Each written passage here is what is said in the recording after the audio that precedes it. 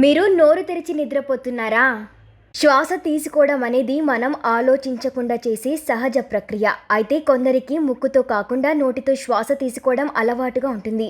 కానీ ఇది ఆరోగ్యంపై గణనీయమైన ప్రభావం చూపుతుందని చెబుతున్నారు నిపుణులు. ముక్కు ద్వారా శ్వాసించడం శరీరానికి అనేక ప్రయోజనాలను అందిస్తుంది. ముక్కులోని సూక్ష్మ వెంట్రుకలు ధూళి, అలర్జీ కారకాలు, కాలుష్య కణాలను ఫిల్టర్ చేస్తాయి. ఊపిరితిత్తులకు హానికరమైన పదార్థాలు చేరకుండా నిరోధిస్తాయి.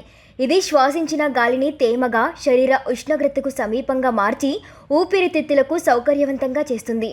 ముక్కు శ్వాస సమయంలో నైట్రిక్ ఆక్సైడ్ ఉత్పత్తి అవుతుంది. ఇది రక్తనాళాలను విస్తరించి ఆక్సిజన్ సరఫరాను మెరుగుపరుస్తుంది. ఈ ప్రక్రియ ఒత్తిడిని తగ్గిస్తుంది, శ్వాస సామర్థ్యాన్ని కూడా పెంచుతుంది. అయితే నోటి ద్వారా శ్వాసించడం కొన్ని సందర్భాల్లో అవసరమైనప్పటికీ దీర్ఘకాలంగా ఇది ఆరోగ్య సమస్యలను కలిగిస్తుంది. నోటి శ్వాస వల్ల గాలి ఫిల్టర్ కాకపోవడం వల్ల ఊపిరితిత్తులకు కాలుష్య కణాలు, అలర్జీలు చేరే అవకాశం ఉంది.